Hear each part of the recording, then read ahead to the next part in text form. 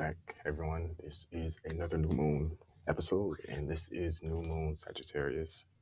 So, guys, this is very cool because it is the sign of Sagittarius and it's a fire sign. So, yeah, we're 100% moving away from more of the emotional water type of dynamic to just a little bit more driven and fire when it comes to the forecasting and looking at these charts. Again, I made this podcast to just focus strictly on new moons, not necessarily any type of politics or picking and choosing of how it necessarily fits in all these different events that we're experiencing, because of course we have a lot still on the horizon because a new year is on the way. And of course, this is the last new moon of 2025.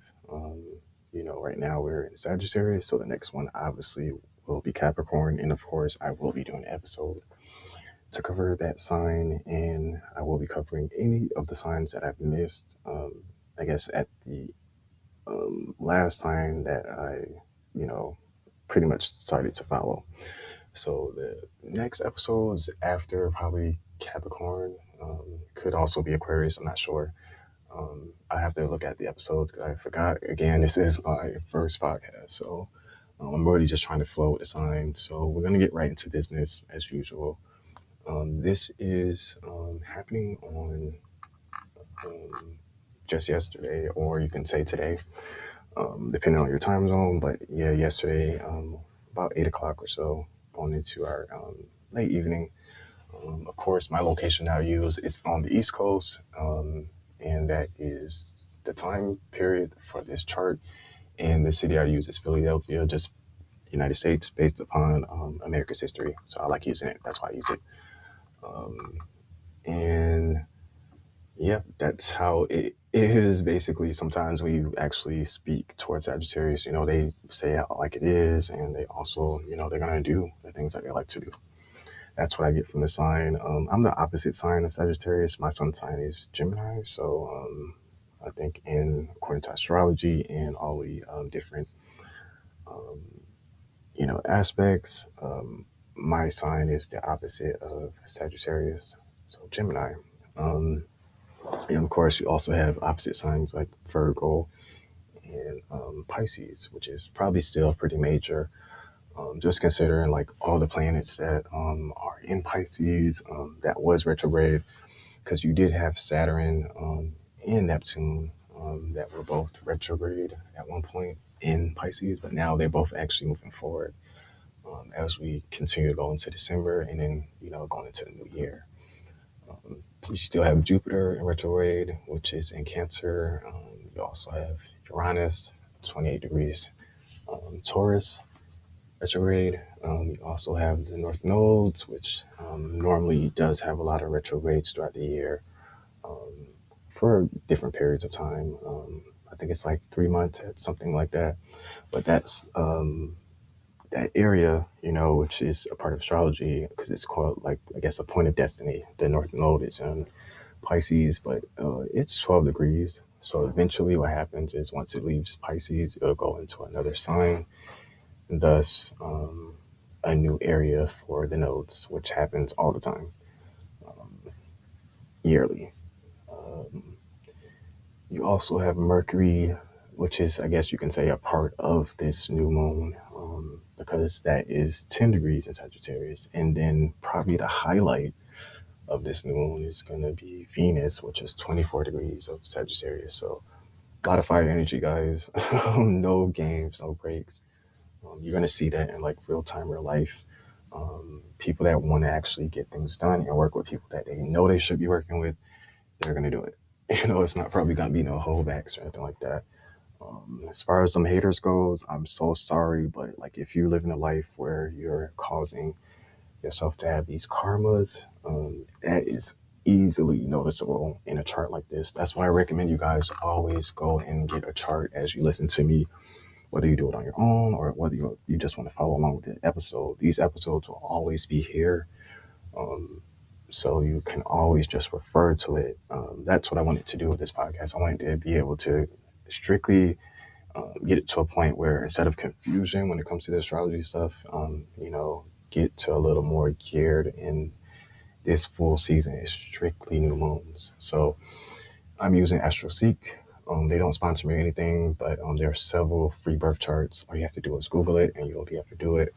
But yes, once you go on to AstroSeek, you look where it just says free horoscope, birth natal chart, and you just put in your own information, because of course this is going to be your personal. But if you're doing like me, where you want to do a general outlook, you just pick an area that works for you. I'm in the United States, so I'm going to always use that. And then you just put in the time and date of the event, and these are the moons, so that's my events that I've been doing. Um, so getting back into these placements here, what I was saying about karma and how that's able to be seen is, for instance, you think about water and fire. Those are two different elements, and you can clearly see a lineup in this chart of water, because you have to include Jupiter. There's like no point or reason where you would not include Jupiter in this dynamic lineup that you have. So you have Jupiter in the water sign, you have Saturn, Neptune, currently both in the ending of Pisces, water sign. And you could say North Node too, but Saturn, Saturn and Neptune were already moving forward and going into a new zone, which is Aries. So again, got this for the last time that I talk about this karma, which I hope you guys listen to me when I explain these episodes. These are the type of themes that you want to think about when you're, thinking of your own charts, or just a general outlook of what's going on, how can I think about this, how can I think about that. It's not about predictions or guessing what's happening or what's not happening. It's just straight up, you're looking at a chart and you're giving information like they do in the stock market, like they do in our data that we have to release for our growth in our country. And same thing for other countries.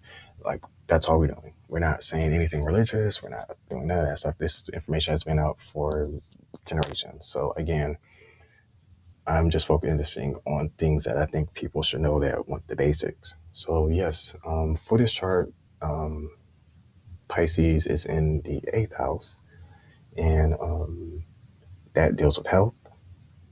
That can deal with death, taxes, things of that nature. I don't think it's a negative, but it's good information to just understand and learn to grow from. Sagittarius here is considered in the 5th house. I don't have all this stuff written down, but from what I know, 4th house is home, 5th house is going into more of the career side. So, which leads me to say I probably will end up considering doing another season where I might go over the houses, or an episode where I just go over the houses. We'll see. But yeah, 5th house is more so self-expression. That's what I look at it. Sometimes people say children, lovers, sexuality. And I made a mistake. 10th house is actually the career house. So I don't know if 5th house can be interchangeable, but some people probably relate it, that stuff, to whatever they want it related to, because I guess some of those things could be your job.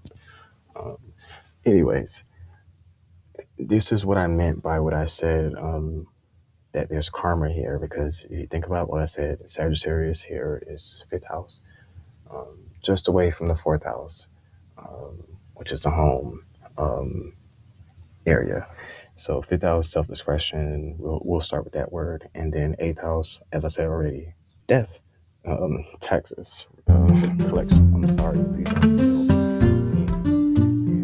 and I already said karma, guys. So you just gotta think about how you're living and what you're doing to just your daily well-being in your community, whatever the case may be.